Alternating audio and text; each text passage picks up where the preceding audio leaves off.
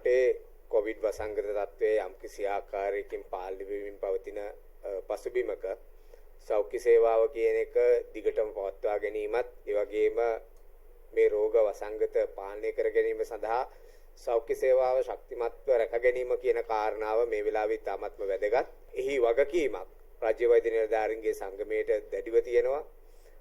සෞඛ්‍ය සේවාව බිඳ වැටීම හරහා අපිට පේන තියෙන කාරණාවක් තමයි ජනතාවගේ ඒ මූලික අයිතිවාසිකම් නැති වී යනවා වගේම ඒවට වන්දි ගෙවන්න වෙන්නේ සමහර විට ජීවිත කාලෙම නැත්නම් ජීවිත කාලෙම ආබාධිත තත්ත්වයටපත් වෙන්න පුළුවන්.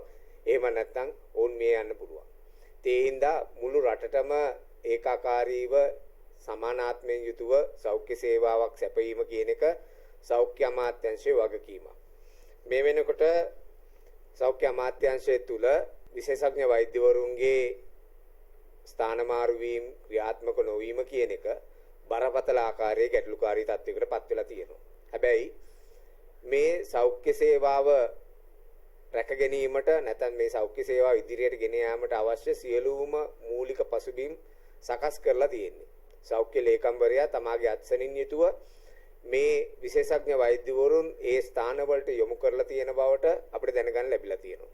හැබැයි සෞඛ්‍ය ලේකම්වරයාගේ ඒ විධානවත් ක්‍රියාත්මක නොවීම සෞඛ්‍ය ශාස්ත්‍රය තුල බරපතල ගැටලුකාරී තත්ත්වයක්. මොකද මේ වෙනකොට සමහර රෝහල් වල විශේෂඥ ශල්‍ය වෛද්‍යවරුන් එක්කෙනෙක්වත් නැහැ. ශල්‍ය කර්ම සම්පූර්ණයෙන් නැවතිලා. ඒ වගේම සමහර ඒකක සම්පූර්ණයෙන් වැසී යන්න පටන් අරගෙන. මෙහෙම තත්වයක් ඉදිරියට ආවොත් ඒක රටේ අභාග්‍යයක් විතරක් නෙවෙයි ලොකු කැළවීමකට ලක් වෙන්න පුළුවන්. මොකද මේ වෙනකොට විශේෂඥ වෛද්‍යවරුන් කොයි ප්‍රමාණයක් කුමන ස්ථානවලද ඉන්නවද කියන එකවත් හරියට සෞඛ්‍ය අමාත්‍යාංශයේ තොරතුරු නැහැ. ඒ විශේෂඥ වෛද්‍යවරුන් සමහර ස්ථානවලින් ස්ථානමාරු ලබාගෙන ගිහිල්ලා සමහර අය විදේශ පුහුණු වලට විදේශගත වෙලා සමහර අය එම ස්ථාන වලින් ඉවත් වෙලා මේ කිසිදු කාරණාවක් සමහර වෙලාවට හරියට සෞඛ්‍ය අමාත්‍යාංශය දැනගන්නේ නැහැ. ඒ හින්දා අපිට බරපතල ගැටලුකාරී තත්වයක් වෙත් තියෙනවා මේ වෙනකොට සෞඛ්‍ය සේවාව පවත්වා ගන්නත් ඒ වගේම අපේ ශාඛා සමිති වලින් ඒ පිළිබඳ පැමිණිලි ලැබිලා තියෙනවා මේ වෙනකොට විශේෂඥ වෛද්‍යවරුන්ගේ ස්ථානමාරු නියෝග හරියාකාරව ක්‍රියාත්මක නොවීම නිසා වෛද්‍යවරුන් දැඩි අපහසුතාවයකට පත් වෙලා වගේම රෝගීන්ට විශාල අසාධාරණයක් සිද්ධ වෙනවා. මොකද ඒකක පවත්වාගෙන යාමේ හැකියාවක් නැහැ. මේ වෙනකොට එවැනි ස්ථාන බොහෝමයක් අපි හඳුනගෙන තියෙනවා. එවැනි සමහර ස්ථානවල අපිට පේන්න තියෙන කාරණාවක් තමයි එක වෛද්‍යවරයෙක් ස්ථානමාරු නියෝග ක්‍රියාත්මක නොවීම හරහා ඒ ස්ථානමාරු ලබා ගන්න සිටින ඉතිරි වෛද්‍යවරුන් සියලුම අයටත් ඒ වගේම සියලුම රෝහල් වලත් පද්ධතින් කඩාගෙන වැටලා තියෙනවා. මේ වෙනකොට ප්‍රධාන මූලික රෝහල් සියල්ලම පාහේ යම් ආකාරයක විශේෂඥ වෛද්‍යවරුන්ගේ අඩුපාඩුකම් තියෙනවා. ප්‍රධාන වශයෙන්ම අපි දැක්කා උතුරු නැගෙනහිර පළාත්වල මේ අඩුපාඩුව තදින්ම දැනෙන විදිහට ලැබිලා තියෙනවා. ඒ වගේම ඒ රෝගීන්ගේ ජීවිත අනතුරටපත් වීමේ හැකියාව සහ දැඩි අවධානමක් තියෙනවා කියන එක මේ වෙලාවේ අපිට දැනගන්න තියෙන කාරණාවක්. ඒ විතරක් නෙවෙයි සෞඛ්‍ය ලේකම්තුමාගේ නියෝගයක් ලබා දීලා තියෙනවා නම් මං හිතන්නේ ලේකම්වරයෙක්ගේ වගකීමක් ඔහු ඉෂ්ට කරලා තියෙනවා නම් එතනින් එහාට ඒ අදාළ ඒකකවල ඒ කියන්නේ තෘතීක සේවා සපයන ඒකකයෙන් තමයි මේ වෙනකොට ඒ අදාළ ස්ථානමාරු නියෝග ක්‍රියාත්මක කරලා ඒ අවශ්‍ය කටයුතු සම්පාදනය කරන්න ඕනේ. හැබැයි අවාසනාවට මේ වෙනකොට මාස 9ක් ප්‍රමාද වෙලා තියෙනවා මේ ස්ථානමාරු නියෝග ක්‍රියාත්මක කිරීම. මාස 9ක් කියන කාලය ඊටම විශාල කාලයක්. මේ මාස 9 තුලදී සිදුවිය හැකි ජීවිත අනතුරු, සිදුවිය හැකි අපහසුතාවයන්, රෝගීන්ට වන අසාධාරණ පිළිබඳ කවුදවත් කියන්නේ. මේ මාස 9 තුලදී සිදුවෙච්ච මේ සියලුම කාර්යයන් ක්‍රියාකාරී යම්කිසි අපහසුතාවෙන්ද ජනතාව දුක් විඳිනවා. ඒ හින්දා අපි ඊ타ත්ම කාරුණිකව ඉල්ලා සිටිනවා සෞඛ්‍ය අමාත්‍යාංශයට මේක අර්බුදයක් බවට පත් කරන්න එපා. මෙතනින් ඉදිරියට අපිට මේක බලාගෙන ඉන්න බෑ. මේ ස්ථානමාරු නියෝග එක හෙලා ඉක්මනින්ම ක්‍රියාත්මක කළ යුතු මේක රටේ අවශ්‍යතාවයක්. මේක සෞඛ්‍ය සේවාවේ අවශ්‍යතාවයට වැඩි මේක ජනතාවගේ අයිතිවාසිකමක්. බොහෝ රෝහල් වල මේ වෙනකොට මේ ස්ථානමාරු නියෝග ක්‍රියාත්මක නොවීම හරහා විශේෂඥ වෛද්‍යවරුන්ගේ සේවාව ලබා ගැනීමටත් ඒ වගේ ඒ විශේෂඥ වෛද්‍යවරුන්ටත් දැඩි අසාධාරණයක් සිද්ධ වෙලා තියෙනවා. ඒ හින්දා අපි ඉල්ලා සිටිනවා සෞඛ්‍ය ලේකම්තුමාගෙන් මේ වෙනකොට මේ තියෙන අර්බුදකාරී තත්ත්වයේ ඊ타මාත්ම ඉක්මනින් විසඳන්න. එහෙම විසඳුවේ නැත්නම් මේ සෞඛ්‍ය පද්ධතියේ නුදුරු කීපය තුලදී කඩාගෙන වැටෙන්න නියමිතයි. ඒ වගේම මේ පිළිබඳව නිවැරදි දත්ත තොරතුරු රැස් කරගන්න. වෛද්‍යවරුන් විශේෂඥ වෛද්‍යවරුන් කොහෙද ඉන්නේ කියන එක හරියට තොරතුරු ලබා ගන්න. එහෙම තොරතුරු ලබා ගන්න නැතුව මේ පද්ධතිය ක්‍රියාත්මක කිරීමට යාම බරපතල තත්වයක්. ඒ වගේම මේ වෙනකොට මේ විශේෂඥ වෛද්‍යවරු 726කට ආසන්න සංඛ්‍යාවක් මේ ස්ථානමාරු නියෝග ලබා ගැනීමට නියමිතව තියෙනවා. ඒ වගේම වෛද්‍යවරුන් 748ක් පමණ తాවකාලික ස්ථානමාරු ලබා ගැනීමට නැත්නම් අනුයුක්ත කිරීමට නියමිතව තියෙනවා. මේවා හරියාකාරයට ක්‍රියාත්මක නොවුනොත් ඉදිරියේදී සෞඛ්‍ය ශාස්ත්‍රයේ කඩාගෙන වැටීමක් අනිවාර්යයෙන්ම සිද්ධ වෙවි කියන එක අපි මේ වෙලාවේ දකිනවා. ඒ හින්දා සෞඛ්‍ය අමාත්‍යවරයාගෙන් අපි ඉල්ලා සිටිනවා මේ වෙනකොට මේ තියෙන අර්බුදකාරී තත්ත්වයේ විසඳා ගැනීමට ක්‍රියාත්මක වෙන්න.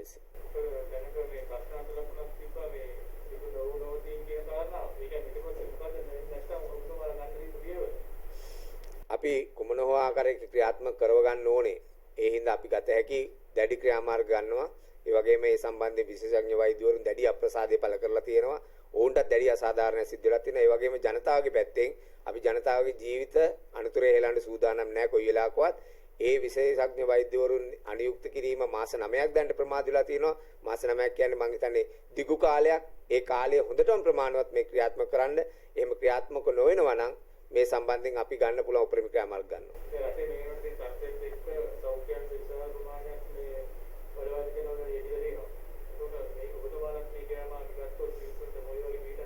අපි වැඩ වර්ජනයක් කියලා කිව්වේ නැහැ. නමුත් ගත හැකි උපරිම දැඩි ක්‍රියාමාර්ග ගන්නවා. මොකද මේ වෙලාවේ ඒක කරන්නේ ජනතාවට සේවය සැලසීමට මිසක් අපේ පෞද්ගලික වාසියකට හෝ අපේ වෛද්‍යවරුන්ගේ පැත්තෙන් හිතලා නෙවෙයි. මේ වෙනකොට මුලතිව් කියන රෝහලේ විශේෂඥ ශල්‍ය වෛද්‍යුන් දෙදෙනාම ස්ථානමාරු ලබාගෙන ගිහිල්ලා නැත්නම් ඔවුන් ඉවත් වෙලා. එතකොට මේ මුලතිව් වල ඉන්න හදිසි රෝගීන් අපිට සිද්ධ වෙලා තියෙනවා. ඒ වෛද්‍යවරුන්ට වෙනත් මහ රෝහලක් කරා මාරු කරගෙන. ඒක බරපතල තත්ත්වයක් නෙවෙයිද? ඒකට ජනතාවට බෑ මේ උද්ඝෝෂණය කරන්න ඕ බලපෑමක් කරන්න. එහෙනම් කල යුත්තේ කල හැකි පිරිස. ඉතින් අපි හිතනවා අපේ වගකීමක් කියලා ඒක ඉෂ්ට කරලා දෙන එක. ඒ සම්බන්ධයෙන් ඔබතුමාලා දැන් අදාළ බලධාරීන් සාකච්ඡාවක් කළා නැත්නම් අවසන් පිළිතුර ලබා දෙන්න නැද්ද? දිගින් දිගටම අපි ඒ සම්බන්ධයෙන් බලපෑම් කෙරුවා. ඒ වගේ මේ සම්බන්ධයෙන් සාකච්ඡා කෙරුවා. හැබැයි කුමන හෝ හේතුවක් හින්දා වෙන්න පුළුවන් කාර්යක්ෂමතාවය වෙන්න පුළුවන් නැත්නම් යම්කිසි විවිධ හේතු වෙන්න පුළුවන්. කුමන හෝ හේතුවකට අපි හිතන්නේ මාස 9ක් කියන කාලයක් මේකට ගත කිරීම ඉතාමත්ම අසාධාරණයි. කවුද මේ සම්බන්ධයෙන් උදුනාට දැන් මේ සම්බන්ධයෙන් අපි දකිනවා සෞඛ්‍ය අමාත්‍යාංශයේ ඒ ක්‍රියාපටිපාටියක් තියෙන. ඒ ක්‍රියාපටිපාටිය සම්බන්ධයෙන් සෞඛ්‍ය ලේකම්වරයා මේ වෙනකොට උපදෙස් දීලා ඉවරයි. හැබැයි සෞඛ්‍ය ලේකම්වරයාගේ උපදෙස් පිළිපදින්නේ නැත්නම් පල්ලෙහායේ ශ්‍රේණි වල ඉන්න ඒ අදාළ ඒකක ඒක මම හිතන්නේ සෞඛ්‍ය අමාත්‍යාංශයේ තියෙන කාර්යක්ෂමතාවය වෙන්න පුළුවන් විවිධ නම් වලින් හඳුන්වන්න පුළුවන්. කොහොම හැඳින්නුවත් මේක කඩාගෙන වැටීමක් මේක බිඳ වැටීමක්. ඒ බිඳ වැටීමට ඉඩ දෙන්න අපි සූදානම් නැහැ. දැන් මේ විශේෂඥ අධිවේගයේ ආරෝහණය ලැබීම නැවතුනේම හේතු වෙන්නේ කොවිඩ් වසංගත තත්ත්වයට මේක බලපාන්නේ කොහොමද?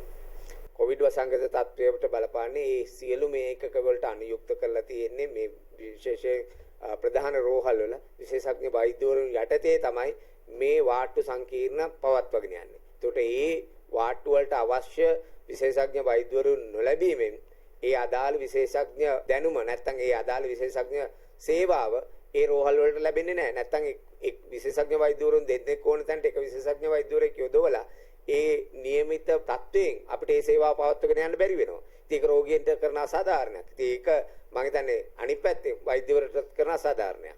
දැන් මාස 9ක් තිස්සේ මේක වෙලා තිනවා. ඒකයි දැන් මේක වසංගතත්වයේ මේ ගෝවීමට මේක හේතුවක් කියලා තියෙන්නේ. සමහර විට මොකද සමහර තත්වයන් පාලනය කරගන්න අපිට මේ විශේෂඥ දැනුම අවශ්‍යයි. ඉතින් ඒ සම්බන්ධයෙන් තීන්දුව ගන්න මේ විශේෂඥ වෛද්‍යවරුන් මේ අංශ වලට යොමු වෙන්න ඕනේ. ඉතින් ඒක කොවිඩ් වලට විතරක් නෙවෙයි ඕනෑම අවස්ථාවකදී ඕනෑම සේවාවක් පවත්වාගෙන යන්න මම හිතන්නේ ඊටාත්ම අත්‍යවශ්‍ය කාරණාවක් වෙනවා. ඒ හින්දා තමයි අපි තීරණය කරුවේ මේ සම්බන්ධයෙන් සෞඛ්‍ය අමාත්‍යාංශයෙන් දැඩි බලපෑමක් කළ යුතුයි කියන එක. එහෙම නැති වුණොත් ඉදිරියේදී මම හිතන්නේ සෞඛ්‍ය ක්ෂේත්‍රයේ දැඩි කැළඹීමක් ඒ වගේ කඩාගෙන වැටීමක් සිද්ධ වෙයි.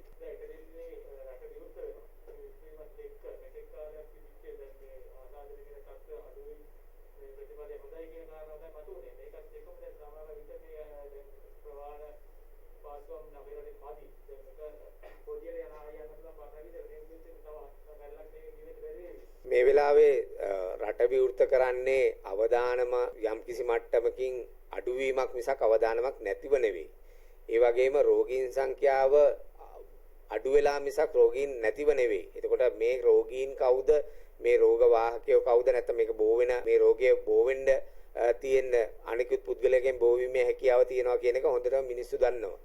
ඒ වගේම මිනිස්සුන්ටත් අපි සෞඛ්‍ය අංශ වලින් දැන් අවුරුදු 2ක් පුරාම උපදෙස් ලබා දෙනවා. හැබැයි ප්‍රායෝගික වශයෙන් යම් යම් ගැටලු තියෙන්න පුළුවන්. මේ වෙලාවේ රට විවෘත කරන්නේ රටේ අවශ්‍යතාවයට වගේම සෞඛ්‍ය සේවාවත් මෙතනින් එහාට මම හිතන්නේ යම්කිසි සෞඛ්‍ය සේවාවෙන් දෙන උපදෙස් මත තමයි මේ රෝගය යම්කිසි පාලනය කරලා මේ රට විවෘත කළ යුතුයි කියන හැඟීම ඇවිල්ලා තියෙන්නේ.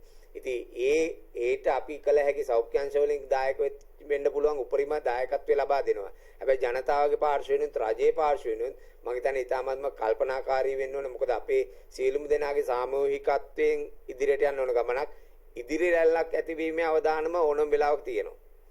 ඒකට අපි දීලා තියෙන උපදේශ ඊටාත්ම සරලයි.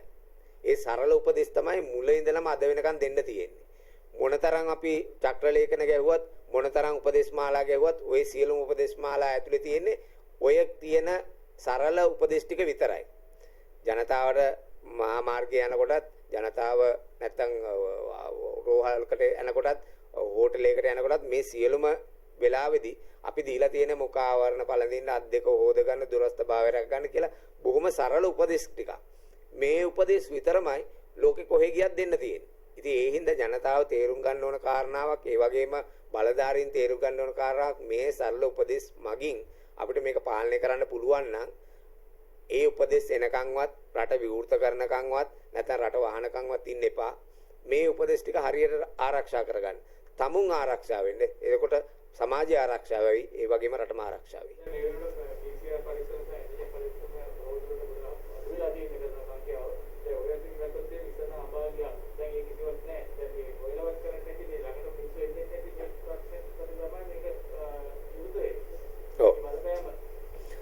PCR පරීක්ෂණ සම්බන්ධයෙන් ගත්තම PCR පරීක්ෂණ වල ධාරිතාවය අඩුවීමක් ඒ වගේම හඹා යෑමේ හඹා ගොස් කරන හඹු පරීක්ෂණ අඩුවීමක් තියෙනවා කියන එක දැනගන්න ලැබිලා තියෙනවා. නමුත් අපි මේ වෙලාවේ කිසිම වෙලාවක ජනතාවටවත් රජයටවත් කියන්නේ නැහැ මේකේ අවදානම අඩු නාය කියලා ඒ පිළිබඳව තියෙන අවධානය අඩු කරන්න කියලා. මොකද අවදානම සහ අවධානය කියන එක කරුණු දෙකම ඉතාමත් වැදගත් කාරණාවක්. මේ PCR පරීක්ෂණ අහඹු පරීක්ෂණ සිදු කිරීම ඉතාමත්ම වැදගත්. ඒ වගේම ඒ සම්බන්ධයෙන් පුරෝකථනයන් කිරීම වැදගත්. ඒක පැතිරෙනවා නම් පැතිරෙන්නේ කොයි ආකාරයකද කියන එක ලයිස්තුගත කිරීම වැදගත්. ඒක ජනතාවට දැනුවත් කිරීම, වේලාසනින් දැනුවත් කිරීම කියන එක වැදගත්. ඉතින් මේවා සියලුම දේවල් සෞඛ්‍ය අමාත්‍යාංශය මගේ ඉතාමත්ම කාර්යක්ෂමව සිදු වෙන්න ඕනේ. මොකද සිදු වුණාන් පස්සේ ඒ පිළිබඳ දත්ත වාර්තා ඇවිල්ලා මාධ්‍යයට කියන එක නෙවෙයි වැදගත්කම. ඊට ඉස්සෙල්ලා ජනතාව දැනුවත් කරන්න ඕනේ. ඒ දැනුවත් කිරීමේ වගකීම සෞඛ්‍ය අමාත්‍යාංශයේ වසංගත විද්‍යා රෝග ඒකකයේ සහ ඒ අදාළ බලධාරීන් ඉන්නවා. ඔවුන් ඒ පිළිබඳව ජනතාවට මුලින් ඇවිල්ලා දැනුවත් කරන්න ඕනේ. මේ විදිහට මේ රෝගිය පැතිරීමේ හැකියාවක් තියෙනවා කියලා. ජනතාවගේ වගකීම තියෙනවා අනිත් පැත්තෙන් ඒක පිළිගන්න එක සහ ඒකට අවශ්‍ය ක්‍රියාමාර්ග ගන්න එක. හැබැයි අපි කොයි වෙලාවකවත් මේ PCR පරීක්ෂණ ධාරිතාව අඩු කිරීම අනුමත කරන්නේ නැහැ. ඒ වගේම අපි මේ පිළිබඳ තියෙන දත්ත විශ්ලේෂණය කරලා ගත්තාම ප්‍රතිශතයක් හැටියට ගත්තාම පරීක්ෂණ කොයි ප්‍රමාණයක් කෙරුවත් ප්‍රතිශතයක් හැටියට ගත්තාම මේ ප්‍රතිශත වලින් පේන්න තියෙන කාරණාව තමයි මේ වෙලාවේ රෝගීන් සංඛ්‍යාව අඩු වෙලා තියෙනවා කියන එක සහ මරණ සංඛ්‍යාව අඩු වෙලා තියෙනවා කියන එක අපිට පැහැදිලි කාරණාවක්. ඒ හින්දා රට විවෘත කිරීමට යම්කිසි සුදුසු වාතාවරණයක් තියෙනවා. නමුත් අපි ආරක්ෂා වීම කියන එක සහ ඒ ආරක්ෂක පිළිවෙලවල් අනුගමනය කිරීම කියන එක හැම දෙයකටම වැඩි ඉහළින් තියෙනවා. දැන් ඩෙල්ටා ප්‍රභේදයෙන් තමයි ප්‍රතිපුරම මඩ රෝගී සංඛ්‍යාව කමුත්. ඒක ව්‍යාප්ත වෙනකොට දැන් ඩෙල්ටා ඉවරයි. ඒ ඩෙල්ටා ප්‍රභේදයේ අපිට ඇති වෙන බලපෑමක් නැති වෙලාද තියෙන්නේ. නෑ එහෙම කියන්න බෑ. ඩෙල්ටා ප්‍රභේදය තමයි මූලිකම හේතු උනේ. හැබැයි ඩෙල්ටා ප්‍රභේදය කියන එක තවත් නමක් විතරයි මේකෙදි. මොකද මේ ප්‍රභේදය හැරෙනකොට තවත් ප්‍රභේද එක්ක පිටරටකින් එන්න පුළුවන් නැත්නම් අපේ රට තුලින්ම ස්වභාවිකවම අලුතෙන් නිර්මාණය වෙන්න පුළුවන්. ඒ හින්දා ඩෙල්ටා ප්‍රභේදය කියන එක නමක් හැටියට විතර සඳහන් කරුවට කමක් නැහැ.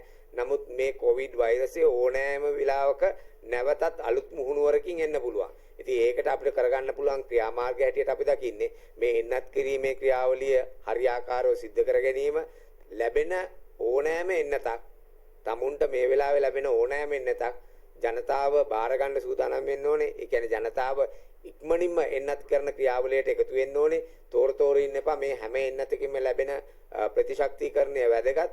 ඒ ප්‍රතිශක්තිකරණය තුලින් tamunගේ ජීවිතය ආරක්ෂා කර ගැනීම මම හිතන්නේ ඉතාමත්ම වැදගත් කාරණාවක් වෙනවා. ඒ හින්දා අපි ජනතාවගෙන් ඉල්ලා සිටින ප්‍රධානතම කාරණේ තමයි මේ වෙලාවේ එන්නත් කිරීමේ වැඩපිළිවෙල ඉක්මනින් ක්‍රියාත්මක කරන්න.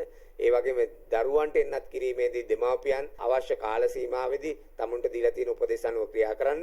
එතකොට අපිට පුළුවන් වෙවි ඉක්මනින් දරුවන්වත් සුරක්ෂිත කරන්න සහ ඒ හරහා අපිට පාසල් පද්ධතියත් නැවත අධ්‍යාපනයත් පටන් ගන්නවා. ඒ වගේම මේ රටේ ජන ජීවිතයේ සාමාන්‍ය තත්වයට යම්කිසි ආකාරයකින් ගෙනෙන්න. අපි දැක්කද රෝගී වැරදුණු පුද්ගලයන් ඉන්වෙස්ටර් හොඳ වෙලා ඉන්වෙස්ටර්ට ගියාම පස්සේ මේ සංකෘතය කියලා සමහරවිට මේක මාකට් පාත්‍ර ඇයි එහෙම වෙන්නේ හේතුව මොකක්ද? ප්‍රභේදයන්ගේ ප්‍රභේදයට සමහර වෙලාවට සංකූලතාවයන් වෙනස් වෙනවා. ඒ වගේම ඒ පුද්ගලයන්ගේ තියෙන රෝගී ස්වභාවය අනුවත් ඒ සංකූලතාවයන් වෙනස් වෙන්න පුළුවන්. ඉතින් මොන දේ තිබ්බත් මෙතනදී ජනතාවට දිය යුතු පණිවිඩය තමයි කොවිඩ් හැදුනන් පස්සෙත් ඊට පස්සේ යම්කිසි කාල සීමාවක් ඔවුන් ඊ타ත්ම පරිස්සමෙන් යුතුව ජීවත් වෙන එක ඊ타ත්ම වැදගත්. කොවිඩ් හැදිලා උණ ටිකක් සනීප වෙච්ච ගාම එළියට ගිහිල්ලා tamunට ඕනේ දේ රිසිසේ ජීවත් වෙන්න බෑ. ඒ වගේම tamunගේ ශරීර සුවතාවය, ඒ වගේම ප්‍රතිශක්තිකරණය, ආහාර පාන ගන්න විදිය, මේ ව්‍යායාම කරන විදිය, මේ හැමදේම වැදගත් වෙනවා. සංකූලතාවයන් ඇතිවීම ස්වභාවිකයි. සංකූලතාවයන් ඕනම කෙනෙකුට එන්න පුළුවන්. ඒ සංකූලතාවයන් පුද්ගලයාට වෙනස් වෙන්න පුළුවන්. එතකොට මේ සංකූලතාවයක් තියෙනවා නම් වෛද්‍ය උපදෙස් ගන්න. ඒ වගේම අනිත් පැත්තෙන් යම් කිසි සංකූලතාවයක් තියෙනවා නම් ඒක නොසලකා හරින්න එපා. ඒ වගේම මේ රෝගය පිළිබඳව අව탁සීරු කරන්න එපා කොයි වෙලාවකවත්. මේ රෝගය හැදුනන් පස්සෙත් ඒ කාල සීමාවෙදී ඒ සම්බන්ධයෙන් බරපතල ගැටලුකාරී තත්ත්වයන් එන්න පුළුවන්.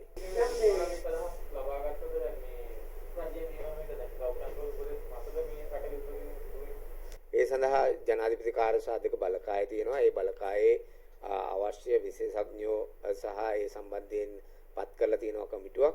ඒ කමිටුවේ සියලුම සමාජිකයන් සාකච්ඡා කරලා වසංගත රෝග විද්‍යා ඒකකයේ දත්ත මත පදනම් වෙලා ඒ අනුව තාක්ෂණිකව තමයි මේ තීරණය ගන්නෙ. ඒතර ඒ තීරණය අනුව තමයි රට කොයිතරම් දුරට විවෘත කරනවද සහ ඒ සම්බන්ධයෙන් මාර්ග උපදේශයන් නිකුත් කරන්නේ. ඒ සම්බන්ධයෙන් ජනාධිපති කාර්ය සාධක බලකායේ අපි දෙන්න පුළුවන් අපේ සහයෝගී සහ දායකත්වය අපි දීලා තියෙනවා.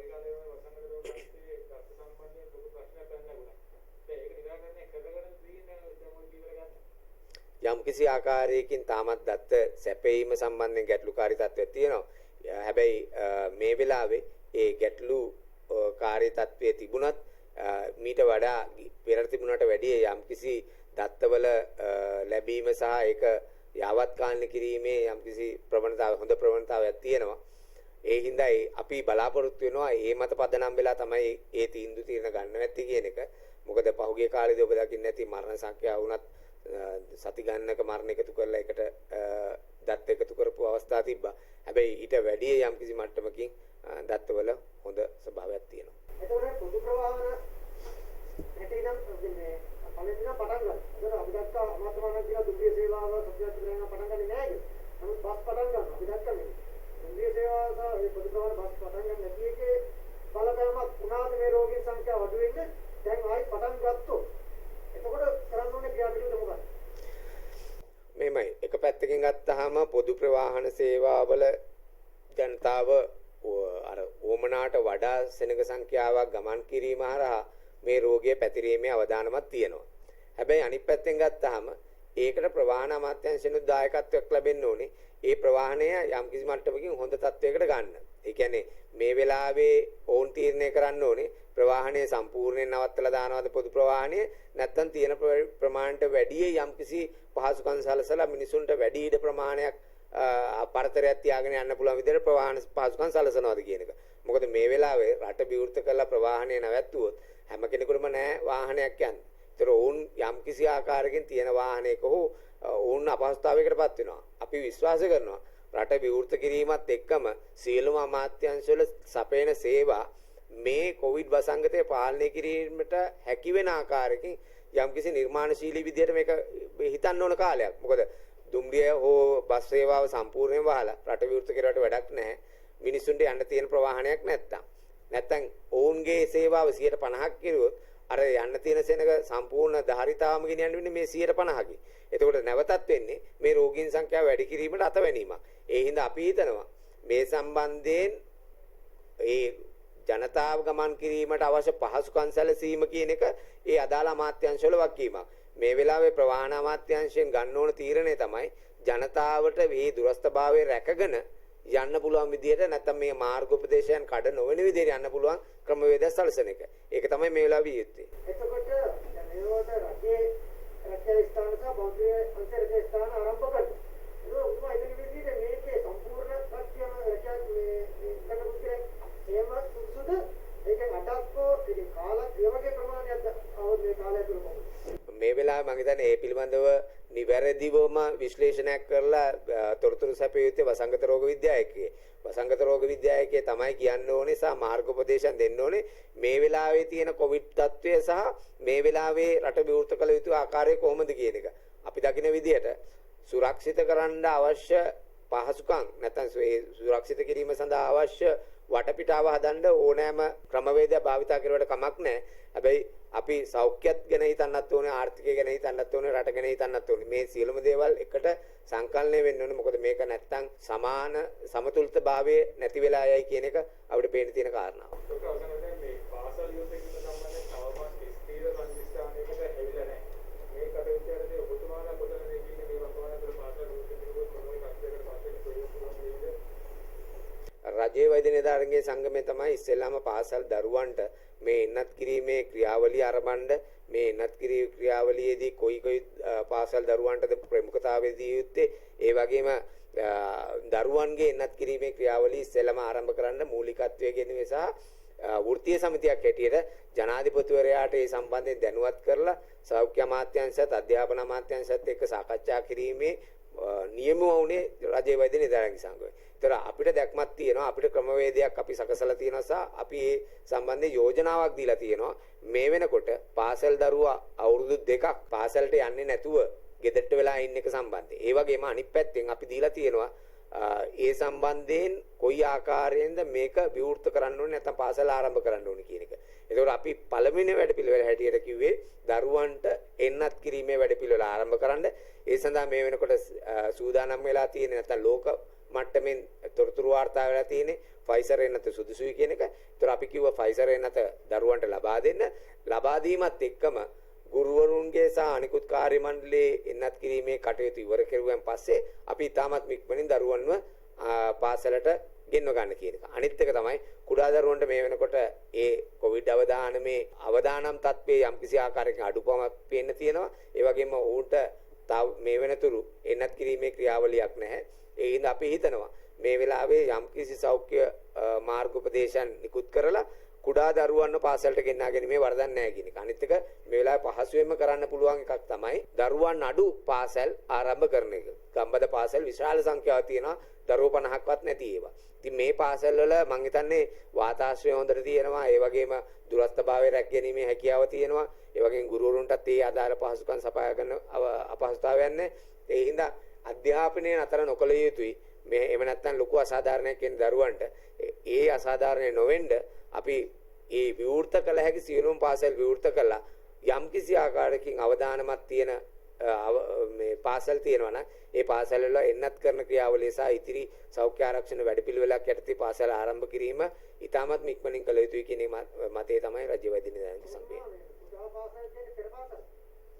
නෑ දරුවෝ 50ට අඩු සහ දරුවෝ 100ට අඩු පාසල් ඉතාම විශාල සංඛ්‍යාවක් තියෙනවා. ඒ පාසල් විවෘත කිරීමේ හැකියාවක් තියෙනවා.